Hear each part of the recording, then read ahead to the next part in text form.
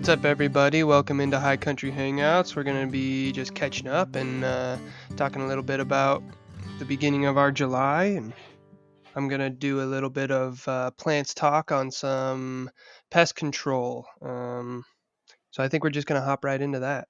Yeah, man, let's hear it. Cool. So I just wanted to talk about pest control. There's been a lot of attention and concern around controlling pests and kind of spraying plants with weed killer or insecticides and kind of the health implications that that has on people who are eating the food and on the land around the food. And it's just kind of a hot topic right now because they used a lot of chemicals for a long time, and now they're realizing that chemicals aren't necessarily great for the human body. So um, in efforts to combat that, there's been a new form of pest and insect control. It's called biocontrol or biology control. And I don't know exactly how new it is, but just at my greenhouse, we've been starting to use it here in the past, I'd say 4 to 5 years. And especially in the last 2 years, we've kind of really hit it a lot harder. But basically, what it is that you're regulating pests or insects with other insects or natural predators. So, So that's what it's that's so the definition is of what you're talking about is using pests to counter pests. yep, biocontrol is what they call it. Okay. So instead of spraying stuff with insecticides, they spread out other pests or other insects. They're not pests, but other insects to manage and control the population of pests that are already existing on the plants. Okay. So it's kind of confusing, but I'll go ahead and give a couple examples. So there's predatory mites, and there's several different kinds. There's one called Amblicius cucumeris, and they eat thrips, which are a pest insect that basically eats the blooms before your plant can produce them. And with these cucumeris, you basically spread them out on the plant, and they'll eat the bugs that are hurting your plant, and then you'll end up having a plant that gets to bloom and it looks really nice, and you didn't have to spray it with any chemicals. Hmm. Another one would be Amblicius swarsky, which they're the same kind of thing. They're a predatory mite, but they eat different things. So depending on what kind of pest you have and where the pest is, you're going to choose different biocontrols to kind of focus on those specific um, problems that you're having, I guess.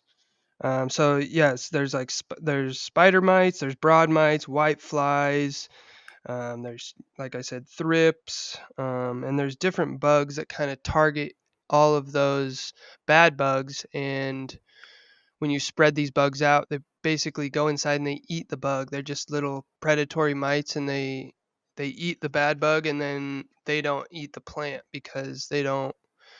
Their diet doesn't consist of anything plant related. It's all just insect related. So you can save your plant and not have to spray it with chemicals while also killing all the bad bugs. So What insect do you it's know most about? Which one do you work with the there's a most? lot that goes into it, but man, yeah, the insect that I know the most about. Ah, man, I honestly I would just probably say the first one that I name, which is the cucumeris, because we use it the most. We use it especially on our chrysanthemums,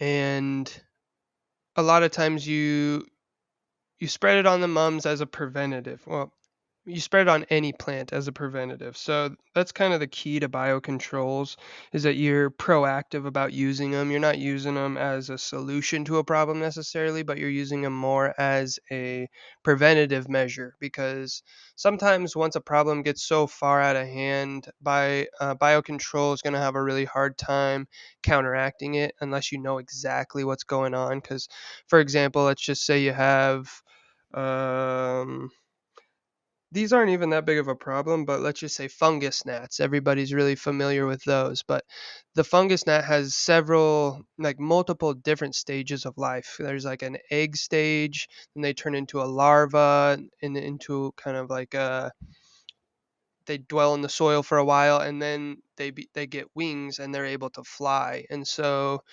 different biocontrols eat fungus gnats at different stages. So some biocontrols will eat the fungus gnat eggs, some biocontrols will eat the larva, and then others will.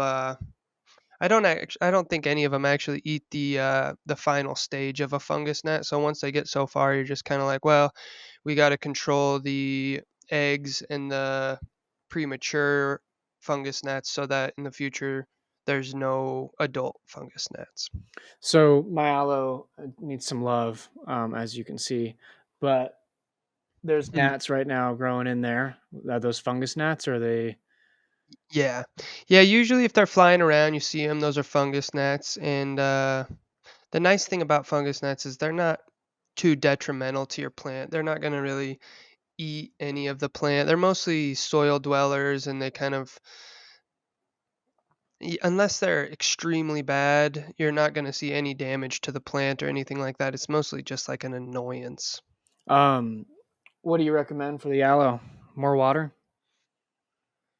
I think no, I think plants usually get fungus gnats inside. It's just kind of hard to prevent them, honestly. So if you get a chance, I would just maybe set them outside for a few days and let them get in the sun and let them dry out, because fungus gnats, the main cause of fungus gnats is overwatering. People just don't let their plants dry out, and the constant moisture is what allows the eggs and the larvae to develop. So you want to let those plants really dry out before you douse them with water again. Okay, cool.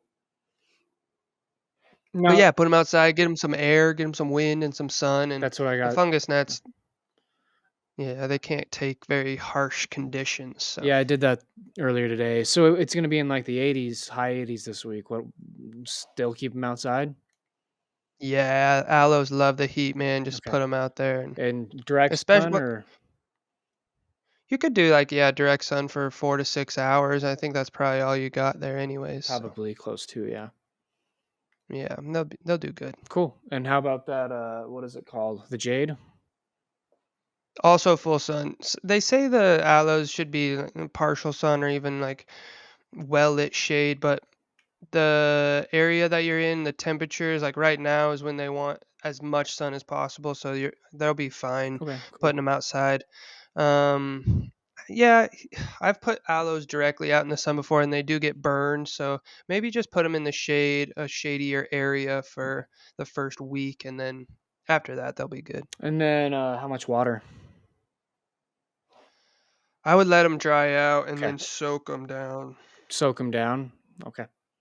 Yeah, that's kind of, they like to drink all at one time kind of thing. Cool. Sweet. Yeah, That's great advice. Yeah, it's really interesting about all the bio. What is it called again? biocontrols.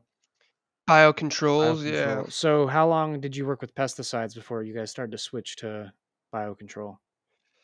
So we still work with pesticides a little bit, depending on the pests and how bad they are. We'll do sprays once in a while, especially if it's something that's in a rush to push out. So if you have bugs and something's going out in like a week or two, you're just going to spray them with chemical, and that's going to kill the bugs a lot quicker and a lot more thoroughly in a timely manner than, say, bio controls would. Mhm. But um, if you use them, like I said, if you use them as a preventative, then usually you don't end up having to spray anything, and it's just you have a healthy plant and you save on chemical costs if you can eliminate using the chemical with the bios. So we still use a little bit of chemicals, but we were using a lot more 4 or 5 years ago. So it's a good feeling to get away from that, because even just working there with all the chemicals, you feel a little bit like this can't be good for me, you know?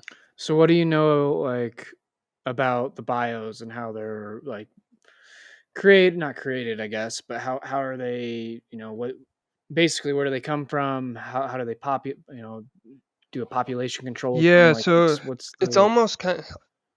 I haven't really got to see like firsthand on it, but I think from what's been described to me, it's almost kind of like a cricket farm, or they have specific biomes that are perfect for these bugs, and then they kind of just breed them, and they come in these tubes, and they're almost in like a sawdust material, so it's dry, Mm. but it allows them to kind of move around, and it's not too compact, so they don't get squished in shipping, and they stay good in there for at least 2 weeks or so. So we just get them in the mail, and then we have a blower gun. It looks almost like a paintball gun. It has a big hopper on top, and you load it up with all this stuff, and then that kind of regulates the speed at what how fast the bugs come out of your gun. So you could do, I do 20 frames that are 150 feet long by 30 feet wide, and you just walk up and down each frame with this blower gun and kind of spread the bugs out, and then as they uh, as they get spread out, they'll get into different plants, and then they can move pots. So you mostly just kind of have to get them in a general area, and they'll do their job. Whereas more specific ones, you have to be a little bit more conscious about getting them right on the plant. Now, are they so small you can't really see what they're doing, or are they big enough where you can? Yeah. No, they're really small. You need like a jeweler's loop or a really big magnifying glass to kind of look at them. If you put a pile in your hand and look really hard, you can see them moving, but they just look like little dots moving around. What about a praying mantis? Is that one fun to watch? Oh, dude, I love praying mantis. We don't really let any of those go at the greenhouse just because we get them kind of naturally there, but it's also kind of hard to keep them like predatory mites, they can't fly or anything, so you where you put them is where they're going to stay. Controlled. Um Yeah. Whereas like praying mantis, they'll eat, but if they don't have food, then they're just going to leave, and you kind of just put out praying mantis for nothing, but Yo, they're so I cool. saw your Snapchat the other day of the snake. Tell us a little bit about that. Oh yeah. There was a big bull snake in my frame the other day, and I was just in there watering, and all of a sudden, it's very like the contrast is you can see the snake so well because the floor is black, and then there's just this bright red and brown kind of like string of snake going through the pots, and I was just like, whoa. And I looked at it for a second, made sure it wasn't a rattlesnake, and then I got my phone out and took some pictures because it was probably like 5 feet long, and it was a big guy. So What'd you guys end up doing with it? I just left it alone. The bull snakes eat rattlesnakes, so usually we try and keep those guys around. Cool. And if they attack you, what's the worst they can do for people that don't know? They'll just bite you. They're not poisonous. Yeah, I they'll got hurt. I got a But coworker who's been bit by them, and it's a little like whoa, but um, it's not too bad. It's probably just like getting bit by a lizard or yeah, something. cool. That's sweet, man. That's good information. Really cool to kind of hear about that and listen in. Yeah, there's a lot to it. I tried to say it as concise as I could, but I'm learning every day still about them. So Yeah, there's a lot to know and sounds like a a lot to fairly new learn. method. Yeah, yeah, it is, and I'll put a picture of that blower gun up on the YouTube video so people can see it. It's kind of a fun looking thing. So Yeah, sweet, man. Um, I don't really have a photo of. I didn't go into this with the photo of the week idea, but it's been a big week for photos, so I got a bunch to possibly share. Kind of going into what was the 4th of July like for us. I went up to the pass yesterday, or it was yesterday. It was yesterday. It's been a crazy. Yesterday was a big day. feels like a long time. Yeah, Yeah. I left Red Lodge around 5:30, maybe 6 o'clock, and went up to the pass and got some really. So the goats are out now on the Beartooth Pass, and I've just been seeing pictures of them constantly, like the last 2 weeks, and it's really cool because once the snow starts to melt and it gets a little warmer up there, I just had a bug fly into my glasses. Um, Once it gets a little warmer up Fungus gnat. there, yeah, right. And the goats and they have their babies. I forget what they're called. I don't know if they're kits or they're baby. What's a baby goat called? I think that sounds right. Yeah. It doesn't sound right now that you say Yeah, it, right. but So they have the baby goats, so it's really cool seeing them so small and just like playful. So I got some pictures of a two kid. a We're kid. close. Yeah, A kid, a yep. kid. So I got some pictures of two kids, two little baby goats playing, two little brothers, I'm assuming, or maybe, anyways, they were like playing King of the Rock, and that was really cool. And Oh, that is cool. Do they yeah, butt heads? yeah, they were just totally going at it for sure, like pushing each other off and everything. It was sweet. That's awesome. And so every time of the this time of the year, it's just like a staple. Everyone wants to go up there, get pictures of them. They're right where the so when you go to the top of the pass, there is a lift that goes down. So they're right at the basin um, resort, kind of not resort, but the basin chairlift up there. And Nice. um, so I went up there to take photos of an event though for Red Lodge Events, which is an awesome organization. Kristen Holm and just a bunch of wonderful people that are part of it and make these races go on around Red Lodge area. And Is that Summerfest? no, no, no. So this is Red Lodge No, Events, okay. which is they she coordinates races around the Red Lodge area. So bicycle races, running, 5Ks, 10Ks, marathons, things like that. Yeah. Okay, cool. And so she has me come up for a few events and take photos for her. And so there's this peak called Bear's Tooth. That's why it's called the Beartooth Pass. Um, and that's like a staple. So every runner comes up and I take a picture of them with the bear's tooth in the background. Um, so it's yeah, Alright, yeah, that's cool. yeah, it's What's the mountain look like? um literally a tooth. It's pretty sweet. Yeah, exactly. Yeah. Nice. The peak is it's pretty sweet. I'll put some pictures up of the Yeah, kids and then maybe one of the racers that I know. It's so beautiful too because you're up there from I mean they get there to set up at like probably 4 or 5 in the morning, 4:30 in the morning. Um, dang. but the sunrise going up there, you mean you're at 10,500 feet? I don't know if it is, but I think she said it's the highest elevation race in the United States, which is Okay. pretty At cool. least one of them. Yeah, Yeah, that's tall. over 10,000 feet, yeah. so So that was really cool. I got done probably around 11, 10:30, 11. Drove back into town. Went home, came home.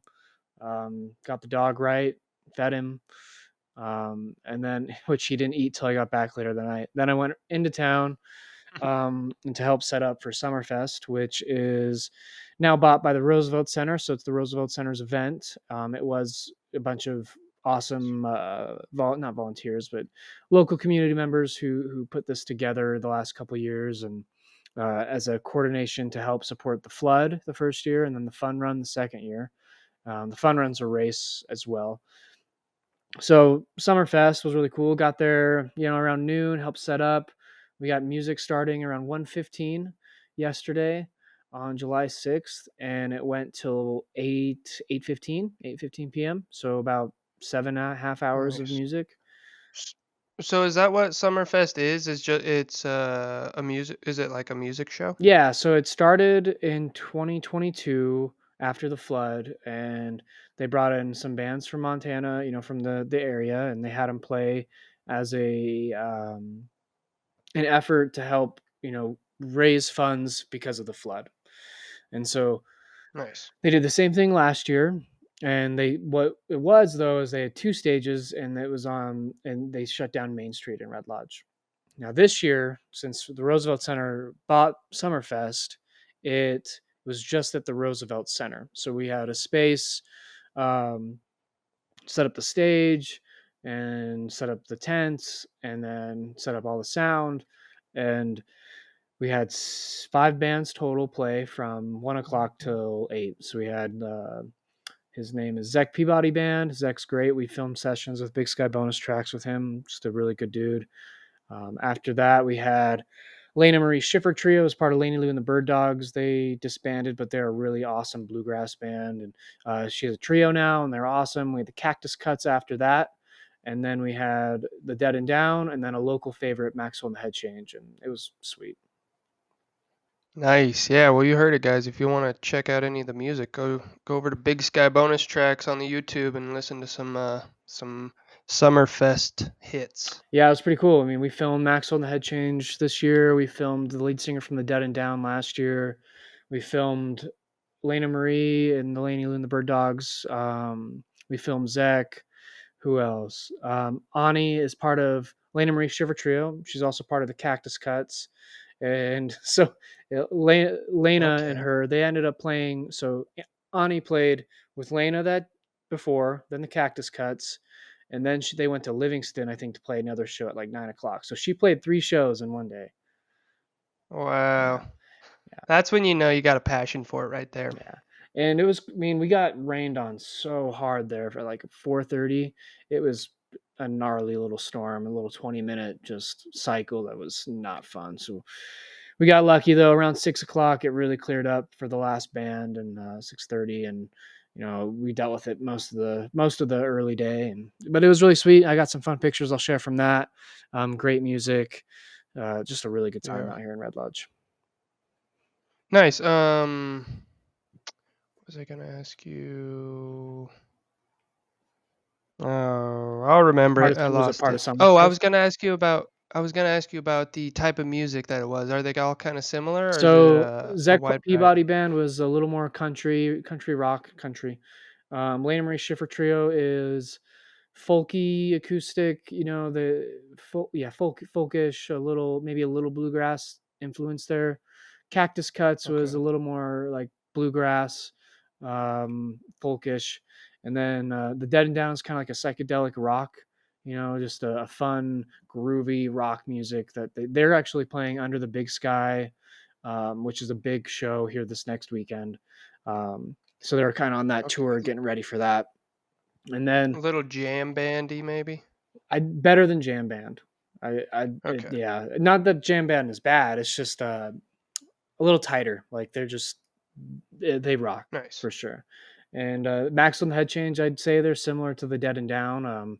But they're groovy, man. They're definitely a local favorite and just good people. Jarrett Costero, we filmed him as well at one of our first sessions at the Big Sky Bonus Tracks, and he crushes it. They're all really good. Wes, Max, and Seth. Seth ended up doing sound all day for us. It was really, we had so much great help yesterday. And but Max on the Head Change, man, I can't wait. That session should hopefully, we're not quite sure when we're going to release, but it'll be in the next month or two, I think, and it's going to be sick.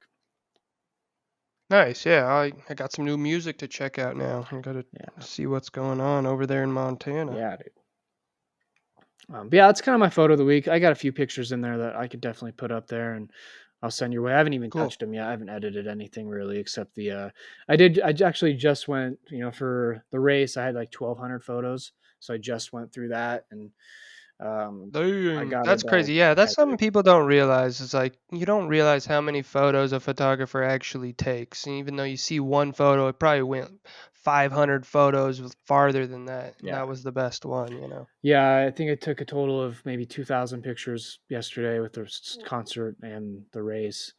Um, my biggest thing, for every 10 photos, one is going to be good. That's kind of my reference for taking pictures. And it, for I took over 1,200 photos and I have about 20% done, and that kind of the math adds up. Like 20, about 210 of them are solid photos. So Yeah, yeah, nice, dude. yeah,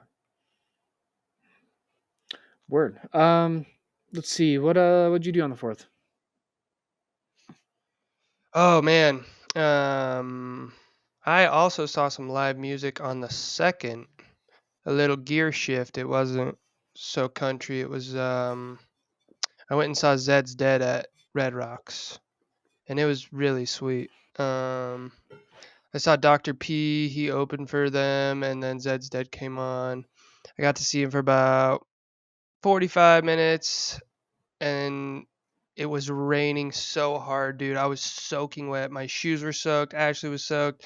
And then they came on. They were like, "We're gonna have to do a rain delay. We're so sorry." And I was already soaking wet. It was like 11 p.m. So Ashley and I were just like, you know what? Take off. It's probably time to go home Yeah. for it. But I feel that. That's so yesterday we kind of had a rain delay. So when that big swell, that big not swell, but that big cycle came, the Cactus Cuts were on. They're the third band, so it's around I think 3:30, 4 o'clock. And then it was really cool is we had the auditorium kind of already set up for people if it did rain. We were kind of prepared. They went in and they nice. acoustically sang the rest of their set for the people that ran in from the storm when it hit. So it was really sweet to. So I feel you there. Instead of leaving, people got. That's a good heads up planning by you guys though, with the idea to have a little place inside for people, because there was nowhere, dude. There was people trying to hide under trees. There was like 100 people under one tree, and like the outside 50 were just still getting soaking wet. It was like it was crazy, but it was Yeah. fun. Good. I'm glad. I haven't. It's interesting to hear those names because I haven't like thought about them in a long time. I know I haven't either. And then we went and saw them, and I was just like, I remember why I like these guys so much, Totally.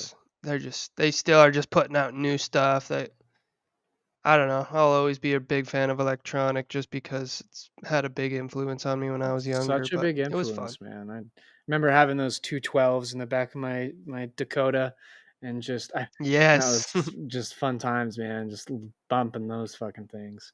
That was Dude, cool. subs were the best. Yeah. I had 210s too, and then yeah, you got subs. It was just like we just blast Yeah. bass. It Yeah. was a badass.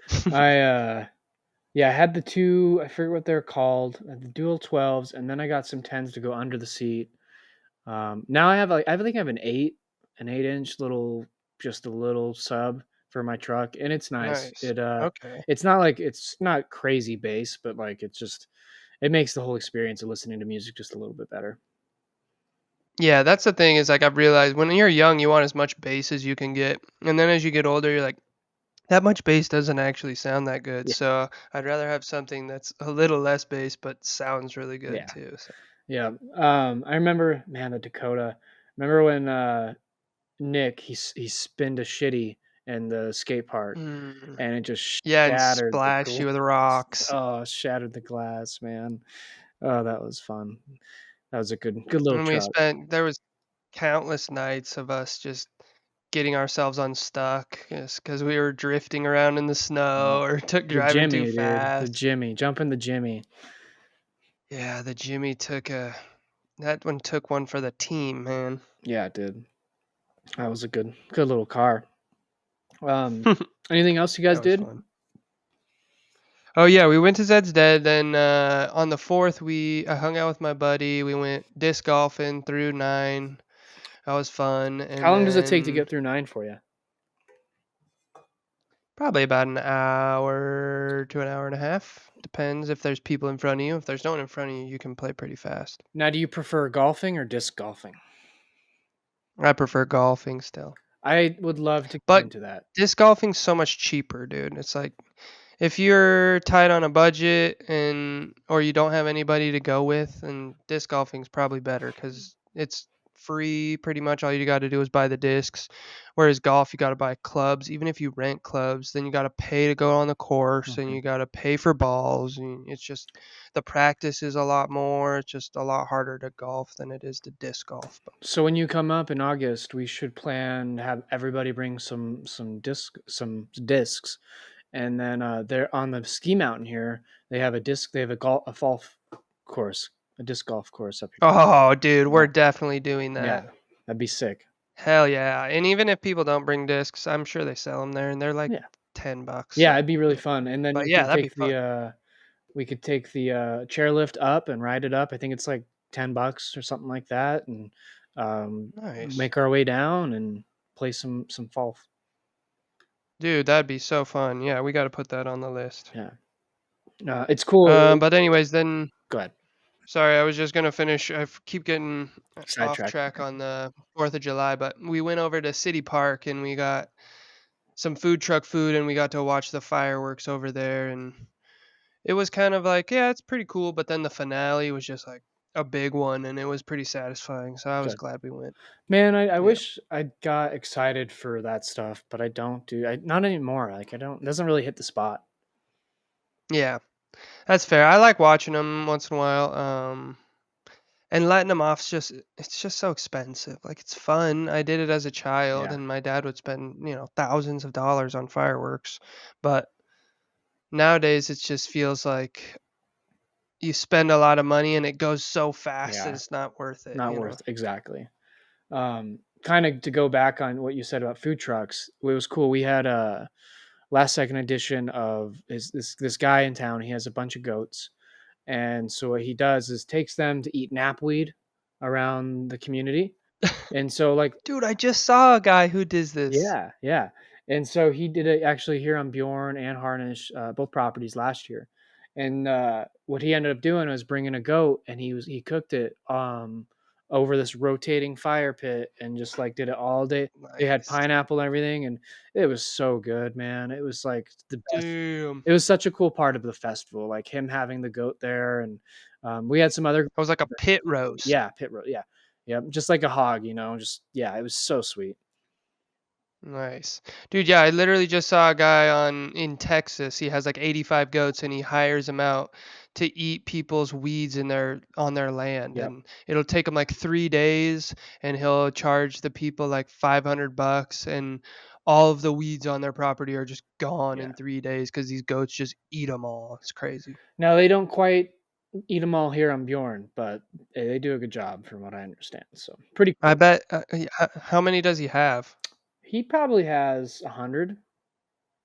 Damn. I'd say maybe a little less. I honestly, I'm just going off memory. I can't quite remember how many, but he has two Pyrenees to go with them, and I'd say 50 to 100 somewhere in there, Isn't that just such a weird thing? Imagine just owning 100 goats. right? Like Oh, they're that's so a cool lot. though. Like watching them, Poe is so intrigued by them, but I was like, don't go too close to that fence because that Pyrenees will mess you up, dude.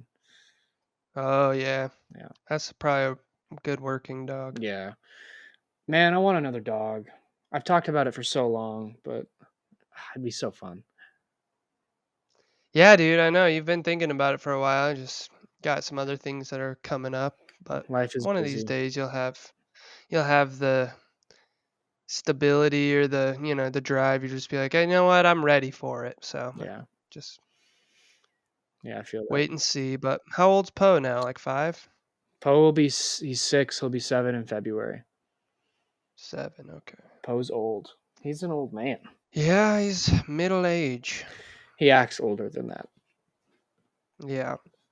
That's why. So like, whenever I give him a bone or something, like something new to play with, or like eat and chew, he treats it like a toy or like a bone. He'll treat it like a puppy. Like he'll bark at it, and then he'll like do like the playful, like like submissive, like bow down to like all this, and then throw it. And like, I just think Yeah. the first month, I don't know if he'd like having a puppy, but I think once you get past that initial like, oh, here's another dog, he'd love it.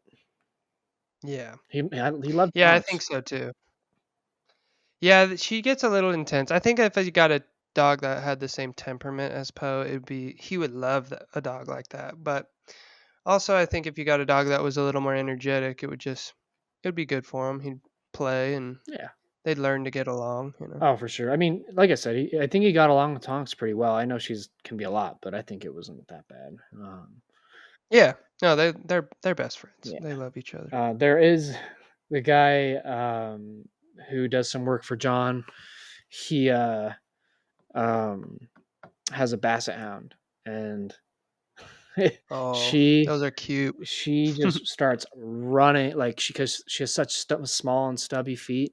She, she Yeah. can't keep up because she's so like just big and aloof, and you just hear her just Mhm. start screaming like just whining because she can't keep up with him, and he just goes back and forth and back. Yeah. Or he'll get in the She's just yelling. or he'll get in a pond and like, you can't get me out here without swimming. And she doesn't like swimming. I'm sure she does, but like just it's harder for her to get him. Yeah. Yeah, man. Cool. Yeah, dude, their ears are her ears really They're long? so long. Dude, they almost drag on the They ground probably. definitely That's the drag one on the thing. ground.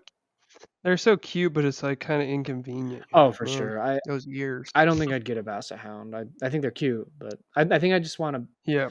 I'd like maybe a small dog at some point just because I think it'd be fun and, like, cupcake, kind of, have a little spunk, a little personality to it, but not for a long time. Yeah.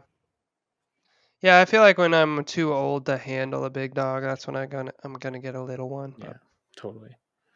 Um, Word. Well, you got anything else from any other questions, thoughts?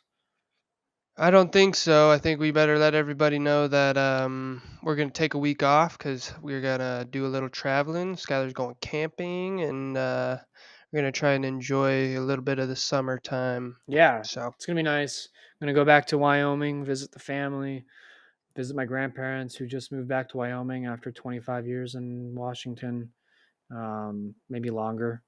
Um, yeah, Excited to hit the that'll Great be a little City. bit of a change. It will for sure. Like going from elevation or going from being a Sea sea level level almost, yeah. elevation, like that's a big change. Um, And the people. I and don't the know where people, they live, but depending, it's going to be a huge change for sure. yeah. I think it'll be good change. Hopefully, I hope they are. I hope they enjoy it. I think it'll be a good place to retire your life. Spend the rest of your time. And we, I I don't think I'd move back to Star Valley. I thought maybe in the past I would, but I don't think I have any interest in doing that anymore. That's fair. Yeah, I think Star Valley's a good place to retire, and also your mom's right there, so I'm sure they're gonna enjoy being around somebody who they love and they want to be around. But um, as far as moving back for me, I could move back one day. Yeah, It's just kind of I don't know. It'd have to be. There's just not enough opportunity there. It seems like yeah, it's a little bit limited, and even though I got connections, it's just I don't know. I like it where I'm at right now, and until things change, I think I'm gonna stay here and keep doing what I'm doing. But it's yeah. a cool spot. I feel that back home is, after visiting with Colton and like even my parents, just hearing about how Alpine is, it's I like Red Lodge more because it's just a little quieter. You're not next to Jackson, it's a little more quaint. Hmm. Um, It seems like there's a lot of drama there, and I don't know if that's just because I know so many people, but just like the kind of people that are there and the way that they act and what they get upset about or what they react to, it just seems a little overkill a lot of the time. And so I just find myself thinking like these people are just so emotional. I don't know. It's hard for me to deal with sometimes. yeah, I get that. I think that it's smaller than Fort Collins, so you kind of see it a little easier if like you're on social media or if you just hear from people. Because the same thing in Red Lodge, Yeah. it's a small town. There's a lot of drama, like quote unquote drama here. Like, it's been sad is you get on what like if you're on one of the local pages, there's been like I've seen I feel like close to 10 dogs missing over the last like 3 weeks, 4 weeks from just owners Whoa. being whether they're being a good owner or not. Like it's just their dogs have been missing, which is just sad. And fireworks, who know, like it's just too bad. Oh, yeah. It's a real bummer to see that. So make sure you guys leash your dogs. If you lose your dog, it's because you kind of put themselves in a position most of the time. I'd say 80% of the time it's probably the owner's fault. I'd say that other 20% shit happens, but um, I think Yep. um, Accidents happen, yeah, but yeah, you gotta be proactive, and especially around the time when there's loud yep. noises and As well as just like seems like in it's nature. better safe than sorry. Like if your dog is not going to have good recall, or if it's a young dog, like make sure to have a leash on it and all that. Yep. Um, you there still, man? Oh, it's looking like we're connections unstable. Well, I guess yeah. So let's just finish it off this way. I'll probably cut off that like 30 seconds and just transfer into this because Cool. we're Yeah, back now. the my connection was kind of being weird right there. Yeah, Sorry. you're no good. You're good, dude. Yeah, I guess what I was gonna say is we will see you guys probably in a couple weeks. Where this will come out let's see, probably on the 14th, 15th maybe of July, and then we'll have a little break in there and probably just get back in, and so we might have another one on like the following week, the 20th or the 27th week. So it might be a 2 week break. Yeah, and give our Instagram a follow at High Country Hangouts. I'll be posting there and letting everybody know, and we got new stuff rolling out. And yeah, it was nice talking to you. Hopefully, we'll enjoy our little time off, and we'll be back fresh, baby. Appreciate you guys. Peace.